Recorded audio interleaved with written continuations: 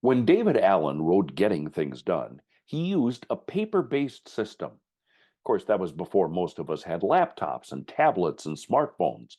Actually, David Allen still uses paper because some people just like the simplicity of paper. Hi, I'm Dave Edwards. Today we're going to look at managing projects on paper. Leo emailed me and said, Dave, I know you're a digital guy, but I don't want to carry a laptop into my meetings. Actually, our company's culture focuses on paper. I get overwhelmed by paper, so I need to learn how to stay efficient using paper. Well, Leo, a lot of us started implementing GTD on paper, and I really believe that if I wasn't on the go, I might still be using paper instead of a digital based system. There's something nice about the simplicity and feel of paper. Now, I'm as guilty as many productivity instructors for explaining GTD concepts as if everyone wanted to be in a digital environment. But Leo reminds me that it might help people to review the basic concepts for maintaining all different elements of project management using paper. And I'm kind of anxious to demonstrate the way I've done it in the past. So the first decision you have to make is what kind of folder do you want to use? A standard folder like this, just a regular manila folder, or do you want to use one of these clippy folders? I don't even know what you call these, but they're the ones that have the little clips on the top where you can keep things in there. I tend to favor this kind, but really there's no reason why you can't use the standard one. Each and every one of my projects does get a folder, and it is labeled. Inside the folder, I have two different sections.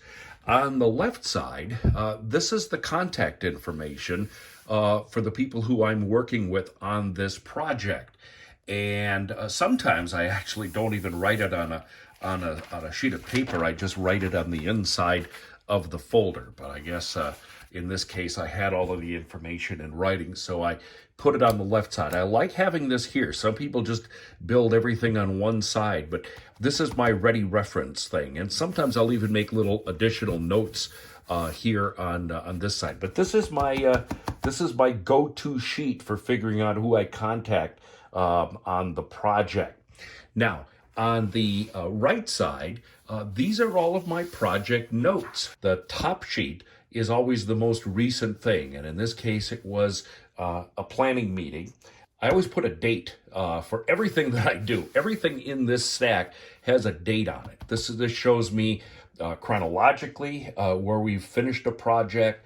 I've also had situations where we've been in court over an issue, and it's helpful for me to be able to say, well, we had this discussion on this date, and here are the people who were involved in the call.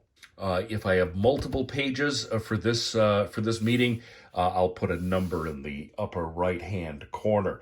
Now, as I always say, my goal is to capture the main points and action items. If there's something that I've got to do, I put a box around it, and then that kind of jumps out at me, and then I can add that to my task manager application.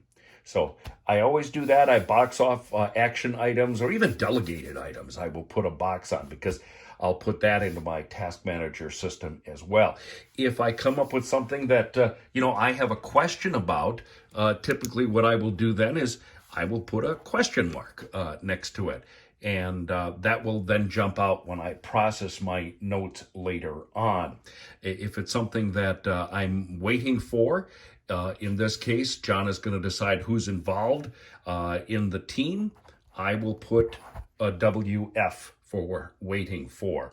You probably noticed my handwriting is not the best, but I can read it. That's what's really important. And if I have to come up with a summary of anything, well, then I will type it up later on.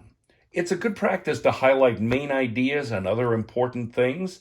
I can always list them at the bottom of the sheet. We still have to discuss these issues, and so I'll put that at the bottom of the sheet. It's easy to reference then. So, of course, I'm taking notes in the meeting on a yellow pad. When I'm done, these sheets go into my inbox before I do anything. That allows me to go back and and pull these items into my task manager. Then they get put into my project folder. So I go over every note before it gets into my project folder. And then, of course, in addition to the most recent meeting, this is the contract that we have. I have all of that in here, so I can always reference the contract. This is a presentation, a PowerPoint presentation that we made to solicit the business. That is all here. It's always chronological with the most recent item first. And I almost never take any of these things out of here because I like to keep them all in one place so I know where they are when I need them. I used this paper folder system for many years. Each project at work got its own folder. When I served as an elected member of our local school board, each issue had its own folder. It's a beautiful and simple system. The only downside is that when I went to a meeting, I needed to remember which folders to bring. And if I went to a meeting to discuss a particular project, and while there somebody asked me about the budget, I probably didn't have that folder with me. Other than that, I really like that kind of a system.